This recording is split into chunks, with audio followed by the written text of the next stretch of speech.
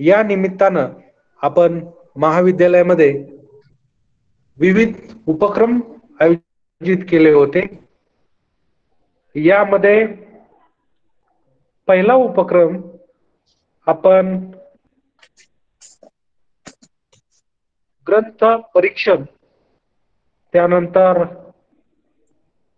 प्रश्न, मराठी साहित्य व मराठी भाषा या संदर्भात ऑनलाईन प्रश्न मंजुषा. शनिवारी आपण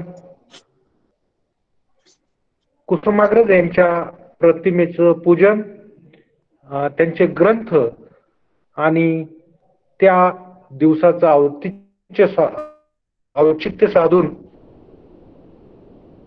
आपण कार्यक्रमाचं आयोजन केलं होतं.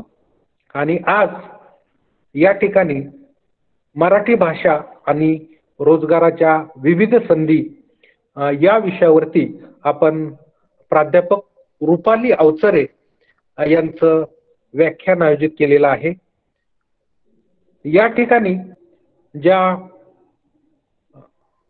मार्गदर्शक आपल्याला लाभलेले आहेत त्यांचा थोडक्यात मी परिचय करून देत आहे. प्राध्यापक रुपाली अवचरे या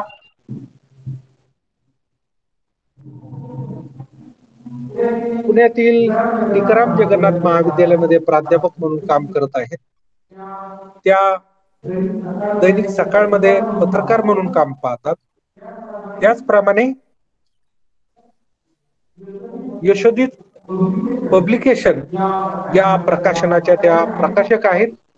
त्यांनी आतापर्यंत जवळपास 350 पुस्तकांचं प्रकाशन केलेलं आहे. भूमिका या दिवाळी अंकाचं गेली 10 वर्ष ते संपादन करीत आहेत. कवयित्री, कथाकार, समीक्षक, संपादक, मुद्रित शोधक, सूत्रसंचालक म्हणून त्या काम करत आहेत. दर्पण हा त्यांचा कविता संग्रह आहे. स्पंदन हा चारोळी संग्रह आहे. वामन निंबाळकर यांची कविता हे पुस्तक त्यांचं प्रसिद्ध आहे. या पुस्तकाला महाराष्ट्र साहित्य परिषद, अखिल भारतीय मराठी प्रकाशक संघ आणि महाराष्ट्र शासनाचा अण्णाभाऊ साठे पुरस्कार लाभलेला आहे. पुणे महानगरपालिकेच्या मराठी भाषा संवर्धन समितीचा उत्कृष्ट मुद्रित शोधक म्हणून त्यांना पुरस्कार प्राप्त आहे. बंधुता प्रतिष्ठान, शिवांजली साहित्यपीठ अशा विविध संस्थांचे त्यांना 50हून अधिक पुरस्कार मिळालेले आहेत. त्या सावित्रीबाई फुले पुणे विद्यापीठाच्या बहिशाल शिक्षण विभागाच्या वक्ता आहेत. त्याचप्रमाणे आपल्या महाविद्यालयामध्ये त्या या अगोदरही व्याख्यानाच्या निमित्तानं येऊन गेलेल्या आहेत.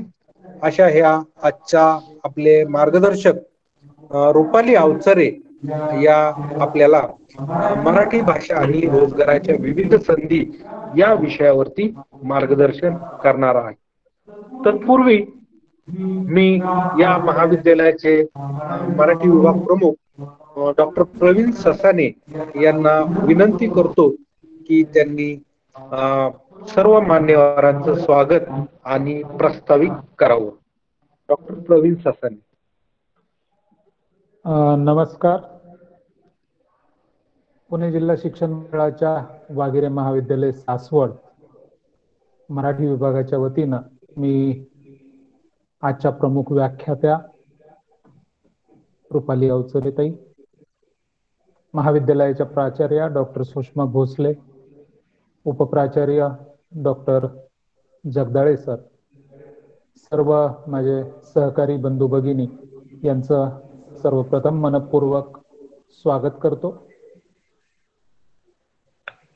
कुसुमाग्रजांच्या जन्मदिवशी आपण साजरा करत असलेल्या मराठी भाषा गौरव दिनाच्या निमित्ताने आजच्या या व्याख्यानाचं आयोजन केलेलं आहे. या व्याख्यानाच्या निमित्तानं मराठी भाषेच्या क्षेत्रामध्ये शिक्षण घेणाऱ्या विद्यार्थ्यांना रोजगाराच्या नेमक्या कोणत्या संधी उपलब्ध आहेत किंवा होऊ शकतात याविषयीचं अतिशय मौलिक मार्गदर्शन करण्यासाठी मराठी साहित्याच्या अध्यापक, प्रकाशन व्यवसायातील एक प्रथित यश असं व्यक्तिमत्व म्हणजे प्राध्यापक रुपालीताई अवचरे या आमच्या विनंतीला मान देऊन आज माहिती आंतरजालावर या ऑनलाईन व्याख्यानाला उपस्थित झाल्या.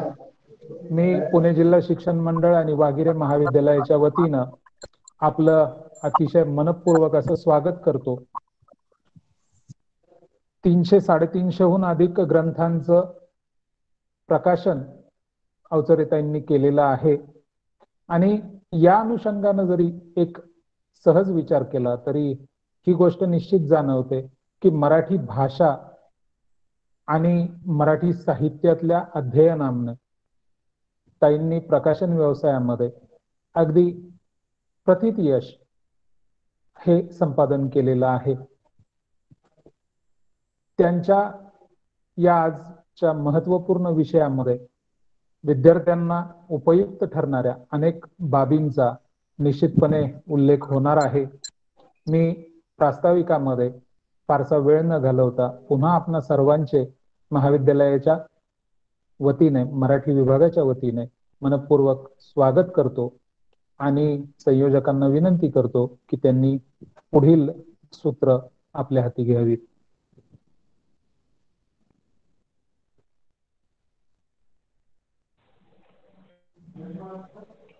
धन्यवाद सर.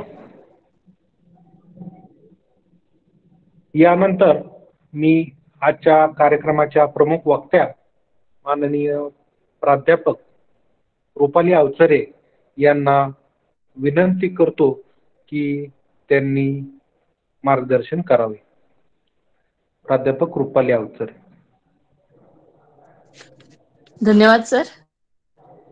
सर्वांना माझा नमस्कार. वाघिरे महाविद्यालयाच्या प्राचार्य माननीय डॉक्टर सुषमाताई भोसले, त्याचबरोबर मराठी विभाग प्रमुख डॉक्टर प्रवीण ससाणे सर, मला इथे आमंत्रित करणारे माननीय नाना झगडे सर, त्याचबरोबर महाविद्यालयाचा सर्व स्टाफ आणि उपस्थित विद्यार्थी बंधू भगिनींनो, आज मराठी भाषा दिनाच्या निमित्ताने या कार्यक्रमाचं आयोजन केलेलं आहे. त्यामुळे सुरुवातीला मी सर्वांना मराठी भाषा गौरव दिनाच्या सर्वांना शुभेच्छा देते. आणि त्याचबरोबर काल जो विज्ञान दिवस झाला, राष्ट्रीय विज्ञान दिवस, त्याच्याही सर्वांना शुभेच्छा देते.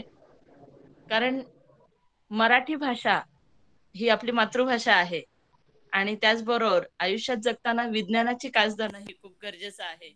आणि त्यामुळं ह्या दोन्ही गोष्टी आपण चालवल्या पाहिजेत. हातात हात घालून या दोन गोष्टी आपल्या आयुष्यामध्ये आहेत आणि असतील तर आपण अजून पुढे जाणार आहोत, पुढे जाऊ शकतो. अशा विविध संधी आपल्याकडे आहेत. याच विषयावर मराठी भाषेतील विविध रोजगाराच्या विविध संधी या विषयावर मी आपणास थोडंफार मार्गदर्शन करणार आहे. खरं तर मराठी भाषा ही आपली भाषा ही संपर्काचं साधन असतं आणि मातृभाषा ही आपले अस्मितेचं अस्मितेचा प्रत्यय देणारी, आत्मभान देणारी भाषा असते. आणि त्यामुळं मातृभाषेवर आपल्या सर्वांचंच प्रेम आहे आणि असायलाच हवं. सुरेश भट यांनी सांगितल्याप्रमाणे, लाभले आम्हास भाग्य बोलतो मराठी, जाहलो खरेच धन्य ऐकतो मराठी, धर्म पंथ जात एक जाणतो मराठी, एवढ्या जगात माय मानतो मराठी. हा मराठी भाषेचा अभिमान आपल्या नसानसामध्ये नक्कीच ठासून भरलेला आहे आणि म्हणूनच आपण मराठी विषयाकडे अधिक जागरूकतेने बघतोय. खरं तर इंग्रजीचं आक्रमण झाल्यानंतर इंग्रजी भाषा आज जगाची ज्ञान भाषा बनलेली असल्यामुळे इंग्रजीकडे सगळ्यांचा ओढा आहे आणि म्हणूनच मराठी मागे पडते की काय असं वाटू लागल्यामुळे आपण मराठी संवर्धनासाठी विविध प्रयत्न करत आहोत. आणि शासन सुद्धा अगदी मराठी भाषा गौरव दिन तर आहेच आहे, परंतु मराठी भाषा संवर्धन पंधरवडा सुद्धा आपण साजरा करतो दरवर्षी. ही गरज आपल्याला वाटायला लागली कारण इंग्रजी बद्दल आपल्या मनात असलेला खूप मोठा गैरसमज. इंग्रजी तर आहेच आहे ज्ञानभाषा, त्याबद्दल वादच नाही, परंतु इंग्रजी मोठी आहे किंवा इंग्रजी ज्ञानभाषा असल्यामुळे मराठीला महत्व नाही असं मात्र मुळीच नाही. ज्या ज्या गोष्टी तुम्ही इंग्रजीमधून करू शकता त्या सगळ्या गोष्टी मराठीतून शक्य आहेत, शक्य होत आहेत. आणि जर नसतील तर आपण त्यासाठी प्रयत्न करायला पाहिजे. कारण उलट असं बघितलं जातं की व्यक्तीचा विकास हा त्याच्या मातृभाषेतून अधिक चांगल्या रीतीने होतो. कारण आपण विचार करतो तो आपल्या मातृभाषेतून. आपण कुठल्याही गोष्टीवर बोलायला सुरुवात केली किंवा आपल्या भावना आपण अभिव्यक्त करायच्या म्हटल्या तर पहिल्यांदा आठवते ती मातृभाषा. आपण स्वप्न पाहतो ते सुद्धा मातृभाषेतून पाहतो. आणि ते स्वप्न सत्यात आणण्यासाठी जो प्रयत्न करतो त्यासाठी व्यवहारामध्ये आपल्याला जे आवश्यक असते, उपयोगी असते, ती असते मातृभाषा. आणि म्हणूनच मातृभाषेतून तुम्ही जेवढं पुढे जाता येईल, तुमचा जेवढा विकास होऊ शकतो तो अधिक चांगल्या रीतीनं व्हायला हवा. आणि म्हणूनच आपल्या आयुष्यामध्ये ज्या पुढे जाण्यासाठी, आता तुमचं खरं तर हे वय बघितलं तर असं आहे की पुढे तुम्हाला खूप भविष्य आहे. कारण या वयात तुमच्या जर ध्येय तुमची ठरली असतील तर त्या दिशेनं तुम्ही मार्गक्रमण पुढे करायचं आहे. आणि म्हणूनच उज्ज्वल भवितव्य जर तुम्हाला हवं असेल तर त्यासाठी आत्तापासून तुम्ही त्या दृष्टीनं बघितलं पाहिजे. कारण ध्येय ठेवल्याशिवाय, समोर एखादं ध्येय असल्याशिवाय तुम्ही त्याचा पाठलाग करू शकणार नाही.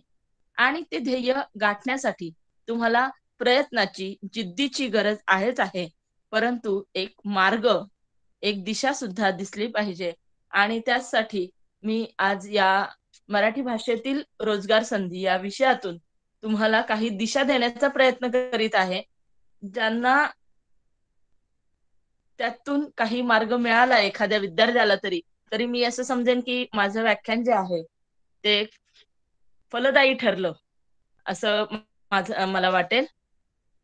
मराठी भाषेच्या दृष्टीने जर आपण पाहिलं तर आपण आत्ता पाहू शकतो की कुठलंही क्षेत्र घ्या, आपलं ज्ञानाचं असेल, व्यवसायाचं असेल, रोजगार मिळवण्यासाठी तुम्ही ज्या क्षेत्रामध्ये आहात त्या क्षेत्रामध्ये मराठी ही आहे, आवश्यकच आहे. कारण मराठी भाषा ही आपल्यासाठी खूप मोठं दालन घेऊन आलेली आहे. आज विश्वामध्ये, जगामध्ये अनेक देशांमध्ये मराठी पोहोचलेली आहे. आपल्याला माहिती आहे अमेरिकेमध्ये, इंग्लंड अमेरिकेसारख्या प्रगत देशांमध्ये सुद्धा मराठी भाषा शिकवली जाते, विशेष अभ्यास केला जातो. आणि मराठी संस्कृती जी आपली इतकी प्राचीन संस्कृती आहे तिचा इतिहास तिथले अभ्यासक शोधत असतात. इथं आपल्याकडे सुद्धा अनेक अभ्यासक येतात, इथले प्राचीन ग्रंथ आहेत त्यांचा अभ्यास करतात. म्हणजे आपल्या मराठीचा जागर हा जागतिक पातळीवर होतोय, ही आपल्यासाठी खूप अभिमानाची गोष्ट आहे. मग आपण या मराठीसाठी काय करू शकतो हे पाहणं आपल्याला गरजेचं आहे. खरं तर मराठी भाषेतील रोजगाराच्या संधी पाहत असताना आपण एक पाहू शकतो की विविध क्षेत्र आहेत. त्यामुळं आधी आपल्याला नक्की काय करायचंय किंवा आपली आवड काय आहे हे विद्यार्थ्यांनी आधी ध्यानात घेतलं पाहिजे. तुम्हाला आवड कशाची आहे? एखाद्याला जर थोडीशी शिकवण्याची गोडी असेल तर त्याला शैक्षणिक क्षेत्र जे आहे ते पुढे आहे. एखाद्याला पुढे जाऊन काही लेखन, सर्जनशील लेखन जर तो करत असेल, कथा, कविता वगैरे, तर त्याच्यासाठी प्रिंट मीडिया किंवा लेखनाचं क्षेत्र, सर्जनशील क्षेत्र ते समोर आहे. एखाद्याला इतर दुसऱ्या भाषांमध्येही इंटरेस्ट असेल तर अनुवादाचं, भाषांतराचं असं क्षेत्र मोठं आहे. म्हणजे तुम्हाला आधी तुमची आवड लक्षात घेतली पाहिजे. आणि मराठीमधून आपण काय काय करू शकतो ते पाहत असताना आधी आपण शैक्षणिक गोष्टीकडे लक्ष देऊयात. की मराठी घेऊन तुम्ही आधी काय करू शकता. तर सर्वप्रथम आपण BA MA ला मराठी घेणं, मराठी स्पेशल असणं हा तर महत्वाचा विषय आहे. याच्यातून शिक्षण संधी आपण जर MPhil करू शकतो, पुढे PhD आहे.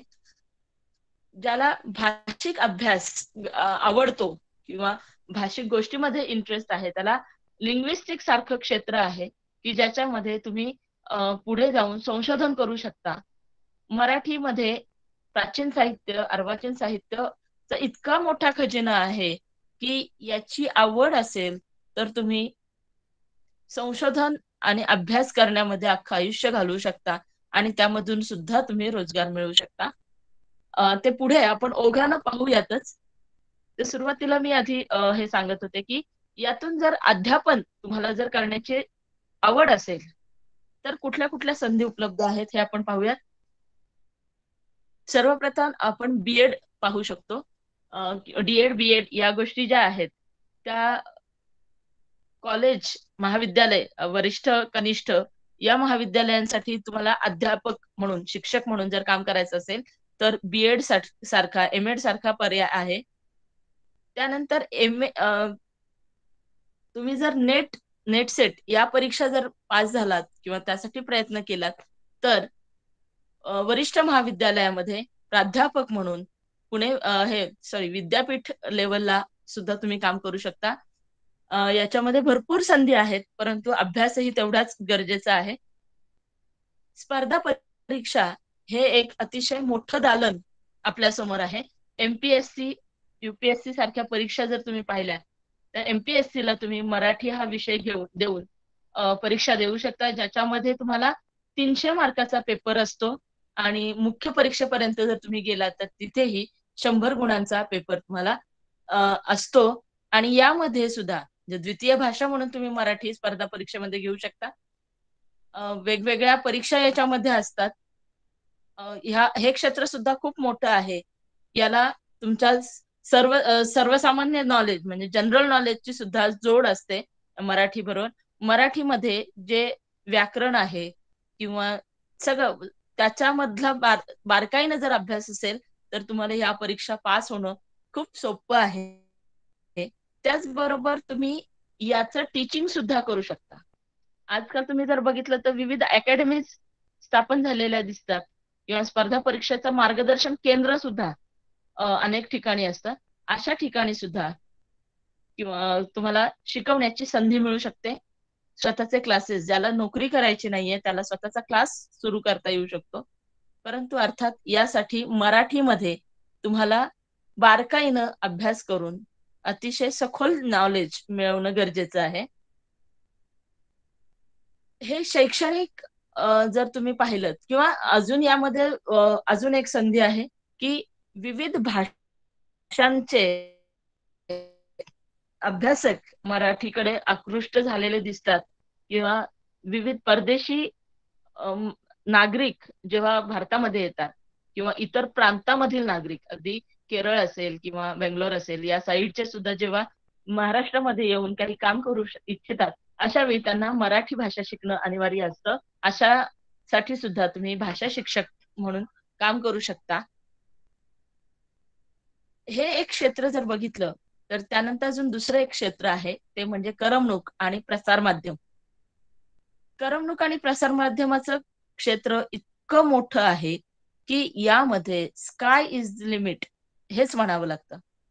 जसं आकाश अमर्यादित आहे त्याचप्रमाणे या क्षेत्रामध्ये आपल्या ज्या संधी आपल्याला उपलब्ध आहेत त्या आहेत.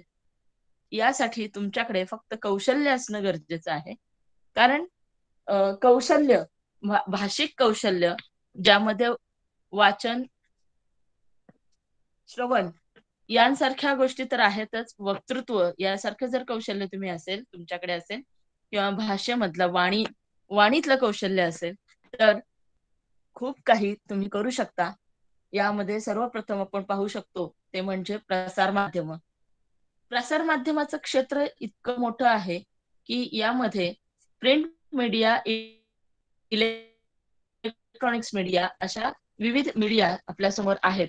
आजकाल तुम्ही बघता दैनिक, साप्ताहिक, नियतकालिक इतक्या मोठ्या प्रमाणामध्ये आलेले आहेत, उपलब्ध आहेत की यामध्ये तुम्हाला कामाच्या भरपूर संधी आहेत आणि त्याचबरोबर इलेक्ट्रॉनिक्स माध्यम सुद्धा वाढत आहेत.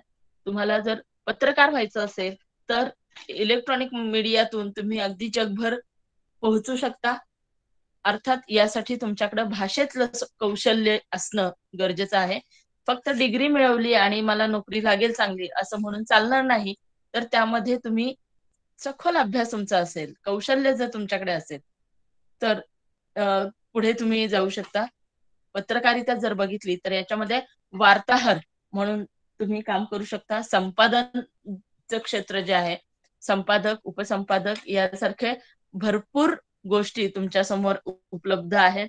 त्याचबरोबर प्रूफ रीडर म्हणजे मुद्रित शोधन, लेखन विषयक नियम माहिती करून घेतलं, ते कौशल्य जर आपल्याकडे असेल, शुद्ध लेखनाचं कौशल्य, त्याचे नियम, तर तुम्ही मुद्रित शोधनाचं एक विस्तृत असं काम तुमच्या समोर आहे की ज्यामध्ये खरंच आजकाल लोक मिळत नाहीत.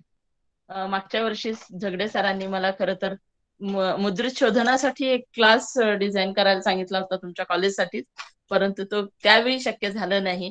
आता नेमका लॉकडाऊनचा पिरियड आहे, त्यामुळे पुढे मागे जर कधी शक्य झालं तर आपण जरूर या विषयावर अधिक बोलू किंवा असंच कोर्स घेऊया.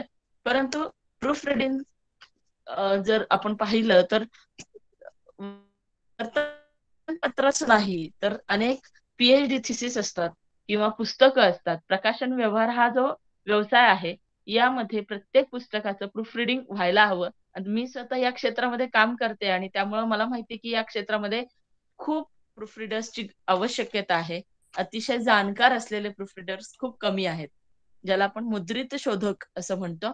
तर या क्षेत्रामध्ये काम करायची ज्यांना इच्छा आहे त्यांनी फक्त शुद्ध लेखनावर आपली थोडंसं प्रभुत्व आपल्याकडे असणं गरजेचं आहे.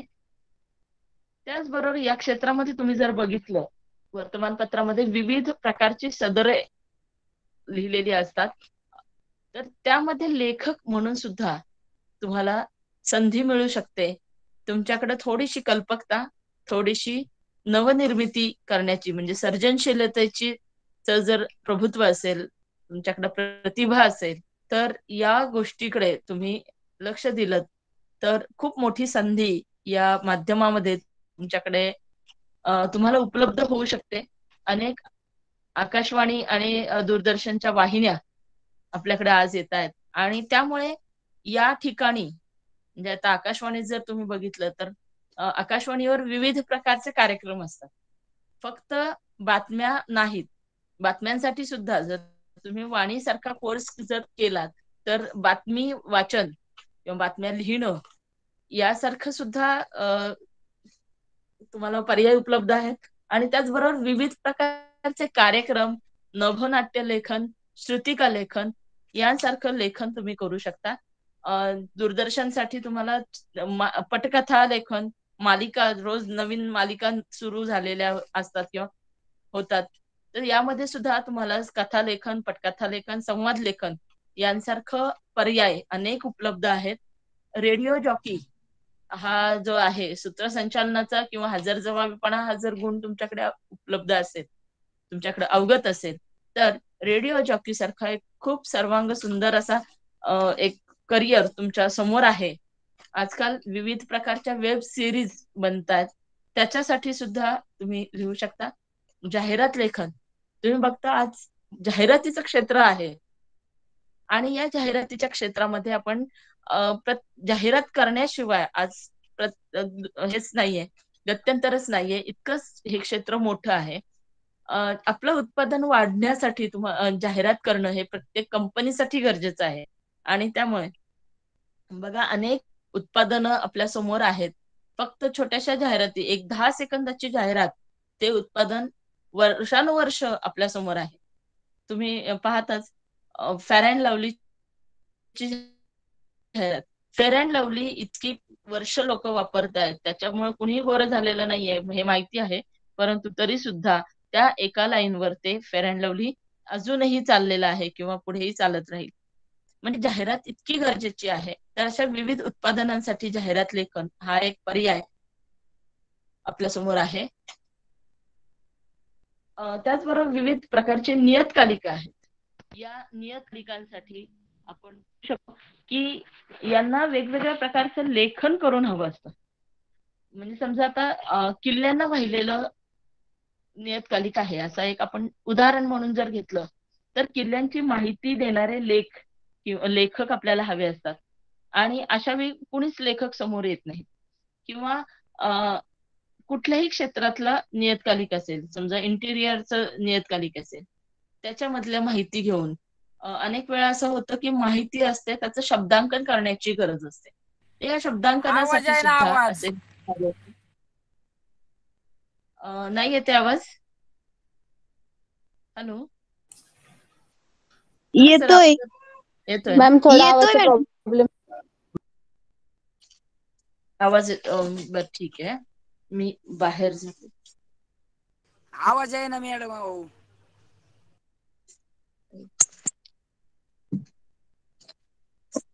आता येतो का? हॅलो? हो मॅडम, होय, येतोय. येतोय आता मॅडम. ठीक आहे, ठीक आहे. धन्यवाद सांगितल्याबद्दल. तर या प्रकारचंही क्षेत्र आपल्याकडे उपलब्ध आहे की ज्यामध्ये आपण खूप आपल्याला संधी आहेत. तुमची कल्पकता, तुमची प्रतिभा या गोष्टी सुद्धा यासाठी तुम्हाला थोडंसं कारक ठरतील किंवा सहाय्यकारी ठरतील. याचबरोबर आपण बघू शकतो की आजकाल आता मी जसं म्हटलं स्पर्धेचं नाही, युग आहे. लग्नाचा फोटो ठेवलाय बघ किती आवाजा. हॅलो? कृपया बाकी सर्वांनी माईक आपले म्यूट करावेत अशी विनंती आहे. यानंतर आपण बघू शकतो आजकाल निवडणुका असतात किंवा राजकीय पक्ष आहेत. तर यांचे अनेक कार्यक्रम असतात. या कार्यक्रमासाठी सूत्रसंचालक फक्त राजकीय पक्षच नाहीत, तर कुठलाही कार्यक्रम जर तुम्ही बघितलात, मग तो सार्वजनिक क्षेत्रातला असो, साहित्यिक, सांस्कृतिक क्षेत्रातला असो, राजकीय क्षेत्रातला असो, अगदी एखादं उत्पादन जर नवीन सुरू करायचं असेल, म्हणजे आता समजा उदाहरण म्हणून आपण घेऊ की येवलेचा चहा चं नवीन दुकान सुरू करायचंय आणि त्याचा उद्घाटन कार्यक्रम आहे. तर अशा वेळी सुद्धा आपल्याला सूत्रसंचालक पाहावा लागतो. तर जे भाषेचे विद्यार्थी असतात त्यांची भाषेवर प्रभुत्व असतं आणि त्यामुळे सूत्रसंचालनाचं जो क्षेत्र आहे यामध्ये खूप काही संधी आहे. थोडं बहुश्रुतपणा आपल्याकडे हवा. थोडंसं ऐकलं, थोडंसं वाचन आपलं असेल, तर आपण खूप उत्तम सूत्रसंचालक होऊ शकतो. अर्थात सभाधीटपणा त्यासाठी यायला पाहिजे. थोडंसं बिनधास्त होऊन आपल्याला बोलता आलं पाहिजे. या गोष्टी जर असतील तर सूत्रसंचालन छोट्या कार्यक्रमापासून तर अगदी मोठमोठ्या कार्यक्रमापर्यंत मग तुम्हाला जी आवड आहे, समजा एखाद्याला सांस्कृतिकच कार्यक्रम आवडतात, तर कवी संमेलनापासून मोठमोठ्या साहित्य संमेलनापर्यंत कुठल्याही कार्यक्रमासाठी सूत्रसंचालक आवश्यकच असतात. आणि त्यासाठी ते जर तुमच्याकडे कौशल्य आत्मसात केलेलं असेल, तर जरूर यामध्ये तुम्हाला चांगली संधी आणि चांगला पैसा सुद्धा मिळू शकतो. त्याचबरोबर स्वतःची जाहिरात कंपनी सुद्धा तुम्ही सुरू करू शकता. जर तुमच्याकडे बोलण्याची, लिहिण्याची कला असेल, ऍडव्हर्टायझिंग एजन्सी. म्हणजे कारण आजकाल आपण पाहतो की इतके पेपर, इतके चॅनल, इतके आकाशवाणी म्हणजे चॅनल आहेत, रेडिओ चॅनल्स, की त्याच्यामध्ये जवळपास म्हणजे 300हून अधिक चॅनल्स आहेत किंवा येत आहेत, नवीन सुरू होत आहेत. तर या सगळ्याच्या ठिकाणी आपल्याला या गोष्टींची गरज असते आणि जर तुमच्याकडे ते कौशल्य असेल, तर नक्कीच तुम्ही यामध्ये आपला ठसा उमटवू शकता.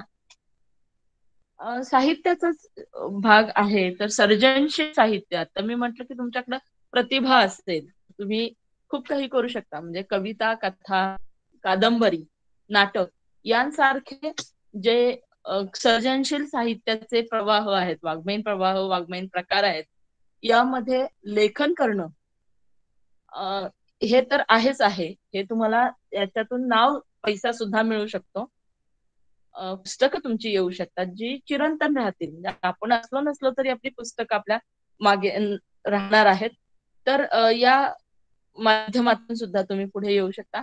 समीक्षा तुम्ही बघितलं तर जेव्हा एखादं पुस्तक प्रकाशित होतं, तर ते पुस्तक लोकांपर्यंत जाण्यासाठी समीक्षा त्याची येणं गरजेचं असतं आणि त्यामुळं विविध नियतकालिकांना विविध जी मासिकं वगैरे होतात त्यांच्यासाठी दैनिकांसाठी सुद्धा लेखन करण्याची गरज असते.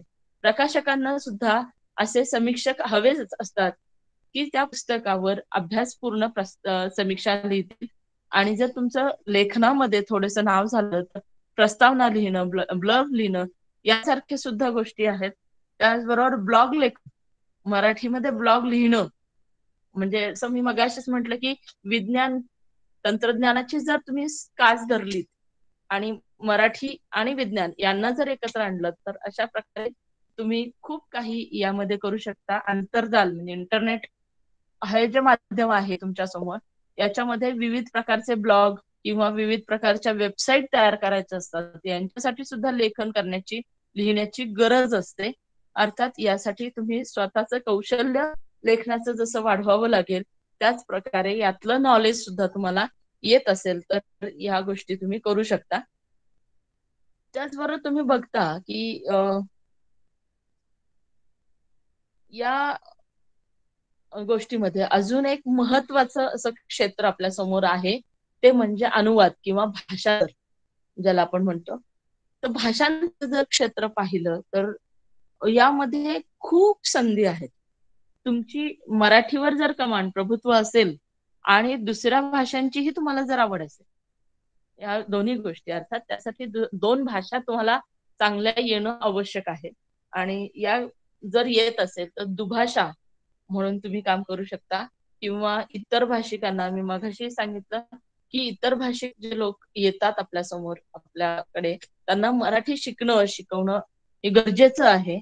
मद्रासमध्ये किंवा पुण्यामध्ये डेक्कन कॉलेज ही जी संस्था आहे, मद्रासमध्ये भाषा इन्स्टिट्यूट आहे, यांच्यामध्ये सुद्धा असे भाषा शिकवणारे शिक्षक आवश्यक असतात. विविध प्रकारची कोश निर्मिती त्या ठिकाणी होते किंवा प्राचीन साहित्याचा अभ्यास केला जात असतो. विविध प्रकल्प तिथे राबवले जातात. तर या ठिकाणी सुद्धा शिक्षक म्हणून किंवा कोश निर्मिती करण्यासाठी सहाय्यक म्हणून वेगवेगळी पदं तिथे असतात किंवा गरज असते. अशा ठिकाणी कामाची खूप मोठी संधी आपल्याला उपलब्ध असू शकते. आताचं जे जागतिकीकरण झालेलं आहे त्याचा परिणाम होऊन आपण इतर सगळ्या भाषा आणि सगळ्या संस्कृतींचा एकमेकांना परिचय झालेला आहे. आणि त्यामुळे इतर भाषेमधला जो ज्ञानाचा साठा आहे, एवढा प्रचंड ज्ञान आहे या इतर भाषांमध्ये सुद्धा, ते आपल्या साहित्यामध्ये आपल्या भाषेमध्ये आणणं हा अनुवाद किंवा भाषांतर करण्यामागचा खूप मोठा उद्देश आहे. किंवा आपलं साहित्य हे दुसऱ्या भाषेमध्ये परिवर्तित किंवा भाषांतरित करणं, रूपांतरित करणं या गोष्टी ज्या आहेत यासाठी सुद्धा तुम्हाला एक संधी उपलब्ध होऊ शकते. त्याचबरोबर तुम्ही बघता की वेगवेगळी उत्पादनं आपल्या समोर येतात. म्हणजे इंग्लंड अमेरिकेतील एखादी कंपनी असेल, ती जर तिचं उत्पादन इथे आणत असेल तर त्यांचं प्रत्येक उत्पादनाबरोबर एक बघा माहिती फरक असतं. आणि या माहिती पत्रकामध्ये इंग्रजीमधून भाषा आणि हिंदीमधून आणि लोकल लँग्वेज स्थानिक भाषेमधून सुद्धा ती माहिती दिलेली असते. म्हणजे साधी तुम्ही इस्त्री घ्या किंवा फॅन घ्या, त्याच्याबरोबर एक छोटंसं माहिती पत्रक देणं अनिवार्य असतं.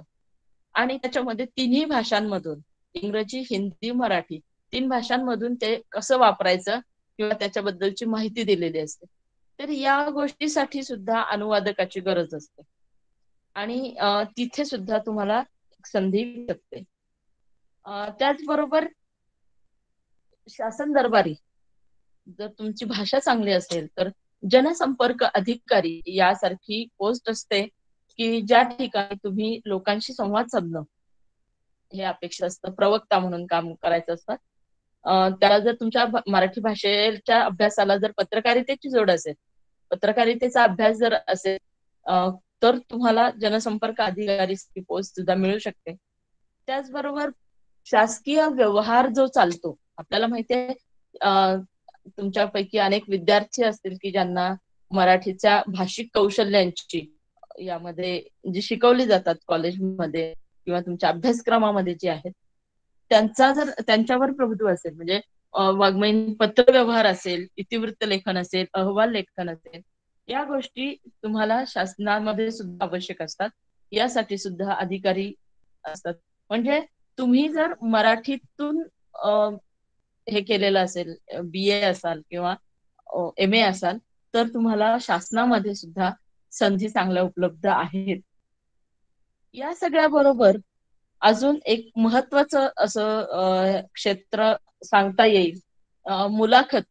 बघा, तुम्ही टीव्ही चॅनल जरी सुरू केला किंवा एखादा पेपर जरी बघितला, तर तुम्हाला तिथं अनेक प्रकारच्या मुलाखती दिसतील. साधारण बातम्यांमध्ये सुद्धा कोणाच्या तरी मुलाखती घेतलेल्या असतात किंवा मुलाखतीचे कार्यक्रम सुद्धा आयोजित केलेले असतात. एखादा आपल्या अभ्यासाच्या किंवा आपल्या प्रयत्नाच्या बळावर एखाद्याने स्वतःचा ठसा उमटवलेला असेल, तर त्याचं लोकांच्या समोर ज्ञान जाणं हे गरजेचं आहे. यासाठी सुद्धा एक मुलाखती घेतल्या जातात. तर यामध्ये सुद्धा तुम्ही मुलाखतकार म्हणून एक संधी तुम्हाला उपलब्ध असू शकते. छोट्या छोट्या कार्यक्रमांपासून मोठ्या कार्यक्रमांपर्यंत ही संधी तुम्हाला मिळू शकते. अर्थात यामध्ये आपण आपल्या कल्पकतेबरोबर, हजरजबाबीपणाबरोबर आपल्या भाषेवरचं प्रभुत्व हे तिथे तुमचं आवश्यक आहे. विविध वाहिन्यांवर फक्त मुलाखतीच नाही, तर चर्चासत्र असतात, परिसंवाद असतात. यामध्ये सुद्धा तुम्हाला तिथे संधी असू शकते. लायब्ररी, ग्रंथालय आहेत, यामध्ये सुद्धा त्यासाठी आता तुम्हाला बिलीप किंवा एमलिप करण्याची गरज आहे. नंतर ग्रंथालय व्यवहारमध्ये सुद्धा तुम्हाला त्यासाठी संधी मिळू शकते. त्याचबरोबर शिकवण्याचं जे एक माध्यम आहे शिक्षक म्हणून, अगदी तुम्हाला ठीक आहे, तुम्ही नेट सेट झाला नाही किंवा काय, परंतु तरी सुद्धा तुम्ही स्वतःचे कोर्सेस डिझाईन करून, म्हणजे समजा आता वक्तृत्व कला जर त्याच्याकडे असेल, त्याच्याकडे तो असे क्लासेस सुद्धा घेऊ शकतो. आता तुम्ही म्हणाल की हे सगळं शहरी झालं, आम्ही एखाद्या खेड्यात राहतो किंवा आम्हाला शहरात जाऊन असं नाही करायचंय, मोठ्या वाहिन्यांमध्ये काम करायचं असेल तर मुंबई पुण्यासारख्या शहरात जायला पाहिजे. आम्ही गावात राहतो, आम्हाला काय गरज आहे किंवा आम्ही नाही जाणार तिकडे. तर तुम्ही खेड्यात राहून सुद्धा किंवा गावामध्ये राहून सुद्धा खूप काही करू शकता. बघा, तुमच्याकडे उलट गावात राहणाऱ्या लोकांकडे तर खूप मोठा खजिना आहे आणि तो म्हणजे लोकसाहित्याचा. लोकसाहित्य हे आपल्या मराठीची अस्मिता पोहोचवणारं, दाखवणारं एक माध्यम आहे. जी आपली संस्कृती किती महान आहे हे आपल्याला लोकसाहित्यातून समजू शकतं. आणि ह्या लोकसाहित्यावर आधारित कार्यक्रम म्हणजे अगदी फक्त विविध प्रकार असे आहेत किंवा गव्हर्नमेंटचे सुद्धा एक दोन असे विभाग आहेत की ज्याच्यामधून लोकसाहित्याचे कार्यक्रम देणारे लोक हवे असतात. म्हणजे त्यांना समजा भारुड आहे किंवा पोवाडे आहे, तर पोवाडे म्हणणारे अशी लोक तिथे हवी असतात. म्हणजे अशा ठिकाणी सुद्धा तुम्हाला लोककला दाखवण्याची आपली एक संधी असते. किंवा तुमचं जर वक्तृत्व चांगलं असेल, तुम्ही बघता आता प्रवचन, कीर्तन, प्रवचन वगैरे देतात जे महाराज, अगदी 10-10, 15-15, 20-20 हजार रुपये मानधन घेणारे असतात. ती प्रवचनकार होण्याची जी संधी आहे त्याच्यासाठी सुद्धा मराठीचं नॉलेज तुम्हाला असणं किंवा मराठीतला माहिती असणं ही खूप गरजेची आहे गोष्ट आहे. प्रकाशन व्यवहारासारखा जर व्यवहार तुम्ही बघितला तर तिथं खूप मोठी संधी आहे. म्हणजे फक्त पुस्तक निर्मितीच नाही, पुस्तक निर्मितीची सुद्धा तुम्ही जर बघितली तर विविध अंग आहेत. म्हणजे अगदी डीटीपी हस्तलिखित हातात आल्यानंतर त्याला डीटीपी करून घेणं म्हणजे कॉम्प्युटरवर टायपिंग करून घेणं. नुसतं हे क्षेत्र जरी तुम्ही बघितलं तर टायपिंगच्या खूप संधी तुमच्याकडे आहेत. त्यासाठी तुम्हाला संगणक शिकणं गरजेचं आहे. कॉम्प्युटरवर टायपिंग करणं ही जर कला तुमच्याकडे येत असेल तर या माध्यमातून तुम्ही पुस्तकांची कामं स्वतः घरच्या घरी सुद्धा तुम्ही तुमचा व्यवसाय करू शकता. पुस्तकाची अनेक कामं असतात. इतक्या प्रकाशन संस्था आहेत आणि रोज नव्या प्रकाशन संस्था निर्माण होत आहेत.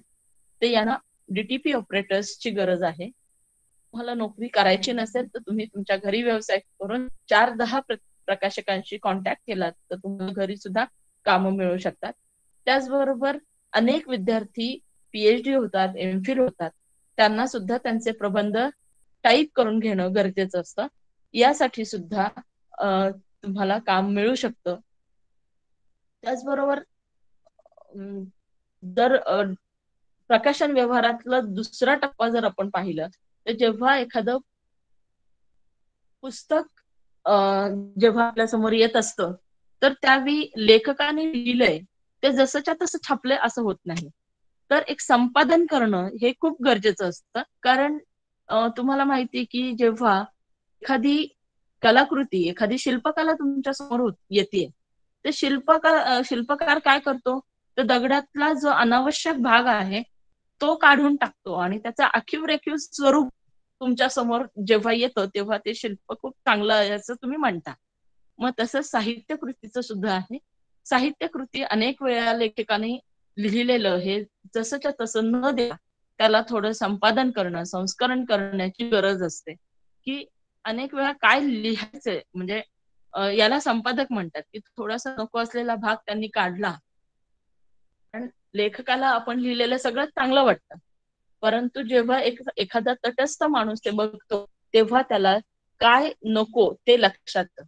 विशेषतः जो संपादक असतो त्याला आणि त्यामुळं त्यातला अनावश्यक भाग काढून त्याला चांगलं रूप देऊन एक चांगली कलाकृती तुमच्याकडे आणू शकतो. तर अशा संपादकाची गरज प्रकाशकांना असते. त्याचबरोबर मुखपृष्ठ तुम्हाला जर चित्रकला येत असेल तर तुम्ही कलाकृतीच्या अनुरूप चित्र काढू शकता. म्हणजे अर्थात त्यासाठी चित्रकलेची गरज आहे. तर अशा प्रकारे या क्षेत्रामध्ये सुद्धा खूप मोठं साधन आहे. तुम्हाला माहिती आहे लोकधारा सारखे अनेक असे कार्यक्रम आहेत की त्या कार्यक्रमांची निर्मिती केली किंवा कार्यक्रम विविध ठिकाणी प्रसारित होतात किंवा त्याचे प्रयोगांना सुद्धा मागणी असते. असे कार्यक्रम तुम्ही निर्माण करू शकता.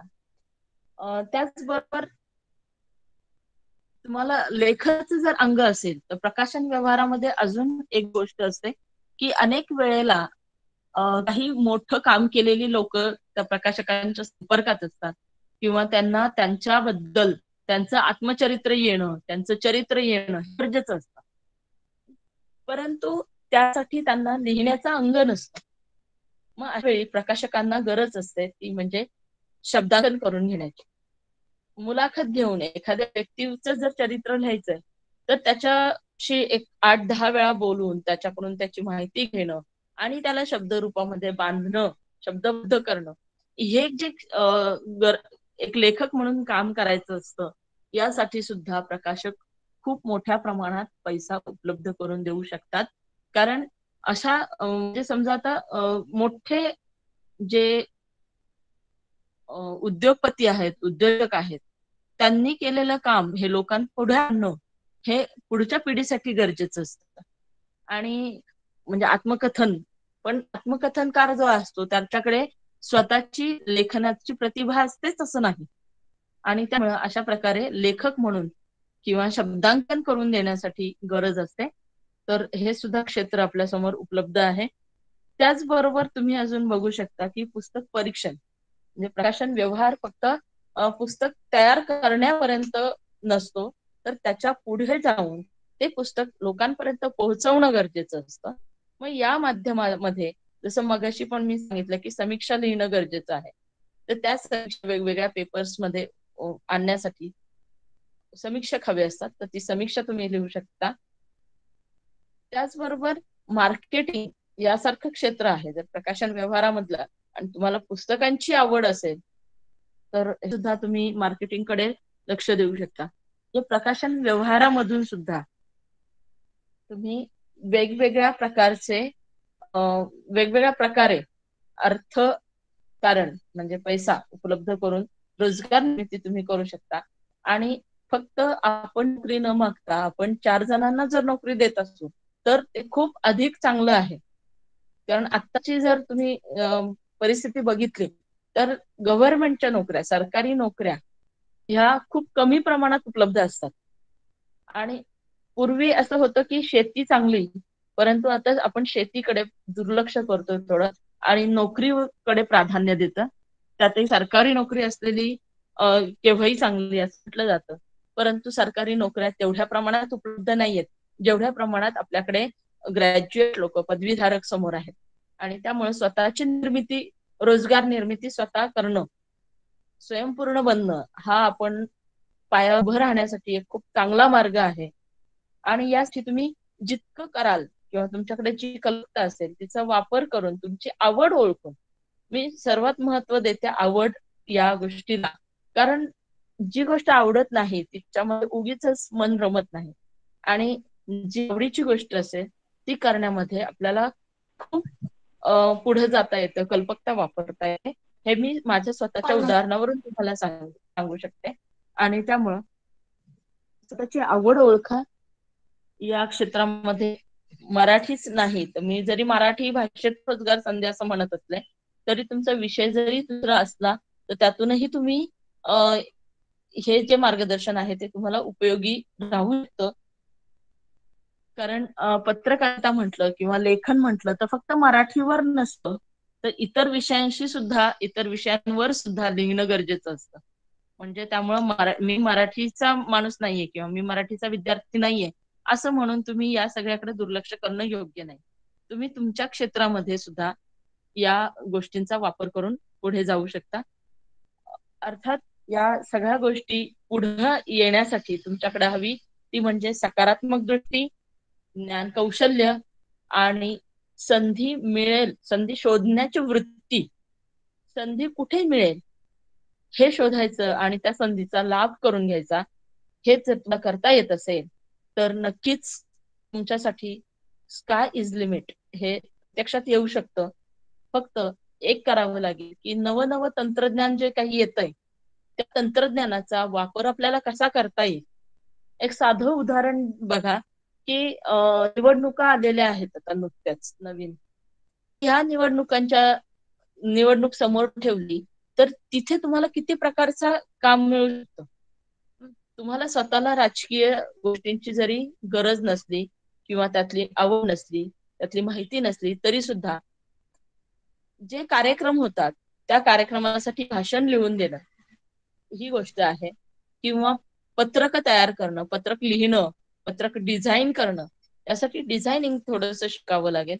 कॉम्प्युटरवर ते बनवणं, व्हिडिओ शूटिंग करणं किंवा व्हिडिओ बनवून त्या कार्यक्रमाची माहिती संकलित करणं, एडिटिंग करणं, असं खूप मोठं काम तुम्हाला या क्षेत्रामध्ये उपलब्ध आहे. जाहिरात हे जे क्षेत्र आहे किंवा ऍडव्हर्टायझिंग एजन्सी जर तुमच्याकडे तुम्ही सुरू केली तर असं खूप तुमच्याकडे कामं मिळू शकतात किंवा ती काम आणू शकता, नव्यानं निर्माण करू शकता. सर्जनशील लेखनाचे संधी तर आहेच आहे. तुमच्या मनातल्या भावभावनांना शब्दबद्ध करून तुम्ही कथा, कविता, नाटक, चरित्र यांसारख्या अनेक गोष्टी आहेत की ज्याच्यामध्ये तुम्ही स्वतःचा ठसा उमटू शकता. यामध्ये सुद्धा पुस्तक निर्मिती करणं हे पण आहे. पुस्तकाच्या माध्यमातून लोकांपर्यंत सर्वदूर जाऊ शकता. मगाशी सरांनी तुम्हाला माहिती दिली त्यामध्ये मी माझं स्मरण देऊ शकते की माझी अगदी डीटीपी म्हणजे कॉम्प्युटरवर टायपिंग करण्यापासूनची झालेली सुरुवात आज माझ्या पुस्तकाला महाराष्ट्र शासनाचा 1 लाखाचा पुरस्कार मिळालेला आहे. म्हणजे एक त्या भाषेतली त्या जाणीव सखोल अभ्यास जर तुम्ही केला तर तुम्ही किती पुढे जाऊ शकता याचं एक उदाहरण म्हणून मी माझं स्वतःचं तुम्हाला सांगितलं. तर तुमच्या पुढच्या आयुष्यासाठी, पुढच्या भविष्यासाठी खूप खूप शुभेच्छा देते. आणि या ठिकाणी मला या मराठी भाषा आणि रोजगार संधी या विषयावर बोलण्यासाठी आपण आमंत्रित केलं याबद्दल मी मान्य झगडे सर, माननीय भोसले मॅडम आणि सर्व वाघेरे महाविद्यालयाचा सर्व स्टाफ यांची कृतज्ञ आहे, आभारी आहे. असं म्हणून मी माझं मनोगत थांबवते. सर्वांना मराठी याच्या पुन्हा एकदा शुभेच्छा देते. धन्यवाद.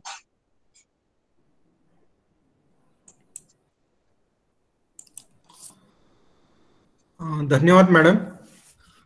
आपण खूप सोप्या भाषेमध्ये मराठी विषय घेऊन किंवा मराठी भाषा आणि या भाषेच्या अनुषंगाने रोजगाराच्या विविध संधी विद्यार्थ्यांना उपलब्ध आहेत आणि त्या संधी कोणत्या आहेत त्याचा परिचय आपण अतिशय सोप्या भाषेत करून दिल्या.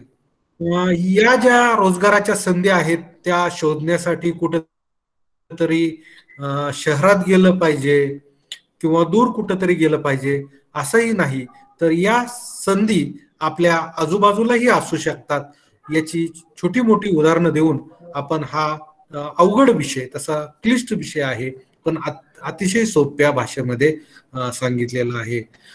ही जी भाषिक कौशल्य आहेत, ही भाषिक कौशल्य आत्मसात केल्यानंतर आपल्यामध्ये जे काही कलागुण आहेत त्या कलागुणांना कशा पद्धतीने चांगला वाव देता येतो याचं तुम्ही तुमच्या कामातून तुम्हाला जे जे काही पुरस्कार मिळाले त्याचंही उदाहरण देऊन ते समर्पक पद्धतीने या ठिकाणी स्पष्ट केलेलं आहे.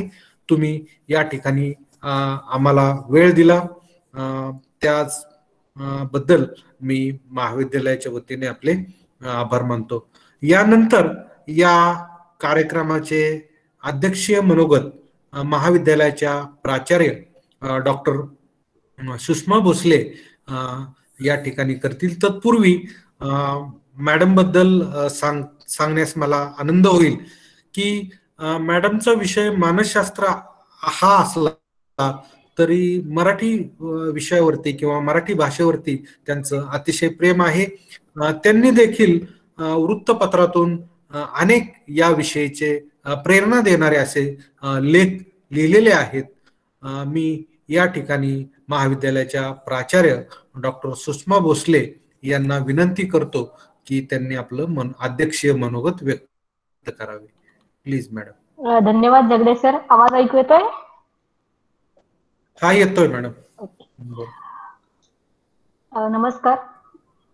आपल्या सगळ्यांना कल्पना आहे की आपण 27 फेब्रुवारी रोजी कविवर्य कुसुमाग्रज यांची जयंती आणि मराठी भाषा गौरव दिन हा साजरा केला आणि त्या अनुषंगाने आज मराठी विभाग प्रमुख प्रवीण ससाने सर, अत्यंत उत्साही मराठीचे प्राध्यापक झगडे सर, त्यांना मदत करणारे NSS चे coordinator Lipare sir, Dhakne sir, Sankpal sir यांच्या सगळ्यांच्या मदतीनं आज आपण हे ऑनलाईन व्याख्यान ठेवलेलं आहे आणि त्याला आवर्जून मराठी भाषा आणि त्यातल्या रोजगाराच्या संधी सांगण्यासाठी आपल्या विनंतीला मान देऊन रुपाली अवचरे मॅडम की ज्या यशोदीप प्रकाशनच्या प्रकाशक आहेत या उपस्थित राहिल्या, त्यांचं मी सर्वप्रथम महाविद्यालयाच्या वतीने स्वागत करते आणि अत्यंत उत्तम अभ्यासपूर्ण असं व्याख्यान दिलं त्याबद्दल तुमचं मनपूर्वक अभिनंदनही करते. आपल्या सगळ्यांना कल्पना आहे की मराठी भाषेच्या बद्दल बोलत असताना ती का मागे पडती आहे किंवा ती का व्यवहारात येत नाहीये, तर मला नेहमी सातत्याने वाटतं की आपल्याला त्या भाषेबद्दल प्रेम नाही. आपण जसं आईला गृहीत धरतो तसं आपण आपल्या मातृभाषेला सुद्धा गृहीत धरल्यामुळे या गोष्टी घडत आहेत. त्यामुळं मानसशास्त्रज्ञ मी असल्यामुळे अगदी अधिकाराने सांगू शकते की जोपर्यंत एखादी गोष्ट आपण आपलेपणाने स्वीकारत नाही तोपर्यंत त्याच्यात पुढे आपल्याला काय संधी आहे, ते आपण पुढे कसं जाऊन या गोष्टींवरती काम करू शकतो हा विचार आपल्याला लवकर समजू शकत नाही. त्यामुळे प्रत्येकाने आपली मातृभाषा मराठी आहे त्याचा अभिमान बाळगणं ही सर्वात महत्वाची गोष्ट आहे. आता मी ऐकत असताना मला चॅट बॉक्स मध्ये बरं का रुपाली मॅडम, लता पाडेकर मॅडमचा रिमार्क दिसला आणि पाडेकर मॅडमला मी पर्सनल ओळखत नाहीये पण समितीच्या विद्यार्थी सहाय्यक समितीच्या त्या माजी विद्यार्थिनी आहे. हा एक समान धागा आमच्या दोघींमध्ये आहे आणि त्यांनी आमच्या सगळ्यांच्या म्हणजे सगळ्या स्टाफ आणि मुलांच्या माहितीसाठी की त्या ग्रुपवरती त्या दररोज लॉकडाऊन झाल्यापासून रोज एक व्हिडिओ करतात कथांवरचा आणि तो ती युट्यूब लिंक टाकतात. तर पाडेकर मॅडम तुम्ही ऐकत असाल तर तुमचं मनपूर्वक मी अभिनंदन करते ही संधी घेऊन आणि तुम्ही जॉईन झालात हे आमच्या वेबिनारला त्याबद्दलही तुमचे आभार मानते. कारण मराठी भाषेचं प्रेम असलेला माणूस ह्या सगळ्या संधी शोधून अशा वेगवेगळ्या ठिकाणी स्वतः ह्या सगळ्या गोष्टींमध्ये सहभागी होतो हे तुम्ही तुमच्या सहभागाने दाखवून दिलं. अर्थातच फारसं काही न बोलता रुपाली मॅडमनी ज्या काही संधी सांगितल्या तुमच्या लक्षात येईल की कुठलीही गोष्ट ही सोपी नसते. म्हणजे आपल्याला एक समज आहे अच्छा मराठीत BA करताय का, त्यात काय एवढं, तर ते तसं नाहीये हे आता सगळ्या विद्यार्थ्यांच्याही लक्षात आलं असेल. कारण माझे सहकारी प्राध्यापक किती जीव तोडून सांगत असले तरी सोनार आणि कान टोचले की थोडंसं ते उपयुक्त ठरतं आणि रुपाली मॅडम हे तुम्ही सांगितल्यामुळे त्यातलं गांभीर्य त्यातल्या संधी त्याच्यासाठी करावयाचं हार्डवर्क, ह्या सगळ्या गोष्टी आमच्या मुलांना निश्चित लक्षात आलेल्या असतील. कारण कुठलीही गोष्ट, कुठलीही भाषा ही कमी नसते. तर त्याच्यामध्ये तुम्हाला नेमकं काय करायचं हे तुम्ही एकदा मनाशी ठरवल्यानंतर, की ज्याच्यामध्ये तुमची आवड हा भाग महत्वाचा आहे, कष्ट करण्याची तयारी ही गोष्टही तितकीच महत्वाची आहे, आणि आपण जे काही करतोय त्याच्यात लाज न वाटू देण्याची वृत्ती, ह्या गोष्टींचा जर समन्वय आपल्यामध्ये असेल तर आपण नक्कीच पुढे जाऊ शकतो. आणि रुपाली मॅडमनी सांगितल्यानुसार लक्षात येईल की मराठीमध्ये सुद्धा अगदी प्रकाशनापासून, लेखनापासून, राजकीय क्षेत्रापर्यंत असा जो मोठा एक पट त्यांनी उलगडून दाखवला की किती रोजगाराच्या संधी आहे. म्हणजे मला नेहमी गंमत वाटते की चॅनल्स खूप आहेत आणि तुम्ही जर बातम्या बघत असाल तर त्याची हेडिंग इतकी चुकीच्या व्याकरणासह आलेली असतात की त्याच्यावर हसावं का रडावं हे कळत नाही. किंवा अगदी साधी सोपी संधी तुमच्याही लक्षात येईल की जे कोणी त्या त्या भागातले त्यांचे वृत्त निवेदक माहिती देत असतात, त्या बातमीचं, घटनेचं विश्लेषण करत असतात, त्यांच्या व्याकरणाच्या चुका ऐकल्यानंतर सुद्धा मराठी भाषेचं प्रशिक्षण देणं हे किती आवश्यक आहे लक्षात येतं. आणि त्यामुळे ज्यांचं या भाषेवरती प्रभुत्व आहे, प्रेम आहे, सामाजिक घडामोडींचं भान आहे आणि स्वतःला व्यक्त करण्याची कौशल्य आपल्याकडे आहेत आणि एक धीटपणा, आत्मविश्वास आणि आवड या गोष्टी असतील तर मराठीमध्ये सुद्धा पुढे जाणं सहज शक्य आहे, हे आजच्या व्याख्यानाने माझ्या सगळ्या विद्यार्थी मित्रांच्या लक्षात आलेलं असेल. अर्थातच जास्त वेळ न घेता रुपाली मॅडम, मी तुमचे पुन्हा एकदा आभार मानते, तुमचं अभिनंदन करते की तुम्ही आम्हाला अगदी थोडक्या कालावधीच्या विनंतीला मान देऊन आमचं आमंत्रण स्वीकारलं. मनापासून धन्यवाद. या व्याख्यानासाठी आमच्या महाविद्यालयाचे उपप्राचार्य तसेच मराठी विभागाचे माझे सहकारी ससाने सर आहेत, नाना झगडे सर आहेत, लिपारे सर आहेत, ढाकणे सर आहेत, संपा सर आहेत, या सगळ्यांनी ह्या सगळ्या गोष्टींसाठी खूप प्रयत्न करून, परिश्रम करून आणि सातत्याने मला सांगायला आवडेल रुपाली मॅडम की हा आमचा सगळा स्टाफ अत्यंत ऍक्टिव्ह आहे. सातत्याने त्यांना नवीन काम दिलं की ते कधीच असं नाही हा शब्द येत नाही.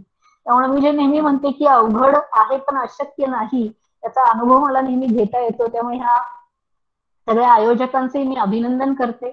आणि अर्थातच माझे विद्यार्थी, त्यांना निश्चित या गोष्टीचा फायदा झालेला असेल. आणि आपण मराठीतून BA करतोय म्हणजे काहीतरी आता ठीक आहे करतोय असं जी भावना मनात जर रुजलेली असेल तर ती काढून टाकून मी मराठीत BA करतोय आणि करिअर करण्याच्या किंवा माझ्या साठी इतर संधी किती उपलब्ध आहेत आता ते अभिमानाने त्याकडे पाहू शकतील, हा आत्मविश्वास तुम्हाला मुलांना आज निश्चित आला असेल याची मला खात्री आहे. त्यामुळे पुन्हा एकदा मी सगळ्यांचं मनपूर्वक अभिनंदन करते, मराठी भाषा दिनाच्या शुभेच्छा देते. आणि मराठी मध्ये बोलत राहायला मला निश्चित आवडतं. तुम्हीही सातत्याने प्रयत्न करा, कारण आपल्या भाषेवर प्रेम केले की दुसऱ्या भाषांवरती प्रेम करणं सोपं होऊन जातं. अनुवादाच्या संदर्भात रुपालीताईंनी सांगितलं आणि ही वस्तुस्थिती आहे. त्यामुळे जितके समर्पक शब्द तुम्हाला सुचतील तितकी तुमची जी काही शब्दसंग्रह आहे, ती संपत्ती आहे, वाढत जाओ ही या निमित्ताने मी शुभेच्छा देते आणि थांबते. धन्यवाद. धन्यवाद मॅडम. धन्यवाद मॅडम. आपण मराठी विभाग किंवा इतर विभागाच्या सर्व उपक्रमांना प्रोत्साहन देत असतात.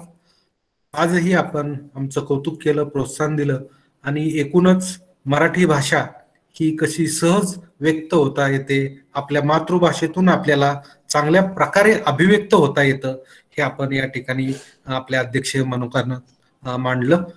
यानंतर मी विद्यार्थी विकास अधिकारी डॉक्टर रोहिदास ढाकणे यांना करण्यासाठी प्राचारण करत आहे. ढाकणे सर. नमस्कार.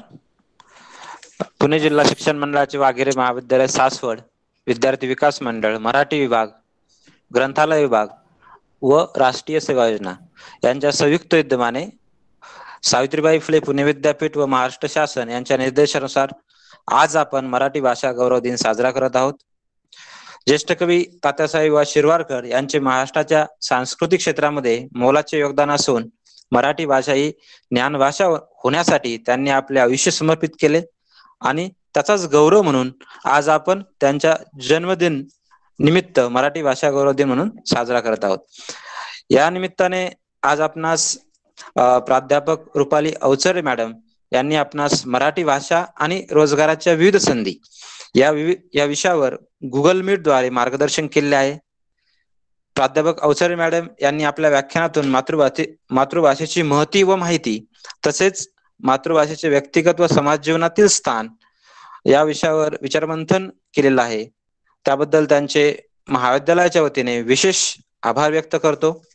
त्याचबरोबर या कार्यक्रमाचे आभार प्रदर्शन करीत असताना कार्यक्रमाचे अध्यक्ष व महाविद्यालयाचे प्राचार्य डॉक्टर सुषमा भोसले मॅम यांचे विशेष आभार व्यक्त करतो की ज्यांनी आम्हास हा कार्यक्रम आयोजन करण्यासाठी प्रोत्साहन दिले, तसेच आपल्या अध्यक्ष भाषणामधून उत्कृष्ट असे मार्गदर्शन केले. त्याचबरोबर या कार्यक्रमासाठी उपप्राचार्य डॉक्टर संपत जगदाळे सर यांनी उपस्थिती दर्शवली, त्यांचे आभार व्यक्त करतो. त्याचबरोबर या कार्यक्रमाचे प्रास्ताविक डॉक्टर प्रवीण ससाने सर यांनी केले, सूत्रसंचालन डॉक्टर नाना झगडे सर यांनी केले, यांचे विशेष आभार. त्याचबरोबर या कार्यक्रमासाठी NSS officer doctor Kishor Lipare sir तसेच ग्रंथपाल प्राध्यापक दत्तात्रेय संकपाळ सर यांनी विशेष असं सहकार्य दिलेलं आहे मराठी विभागाला, त्यांचेही आभार व्यक्त करतो. त्याचबरोबर या कार्यक्रमासाठी IQC कोऑर्डिनेटर डॉक्टर संजय झगडे सर व सर्व प्राध्यापक, सर्व विद्यार्थी, प्रशासकीय सेवक यांनी त्यांची उपस्थिती दर्शवलेली आहे, त्यांचेही विशेष आभार व्यक्त करतो व अध्यक्षाच्या परवानगीने हा ऑनलाईन कार्यक्रम संपला असे जाहीर करतो. धन्यवाद.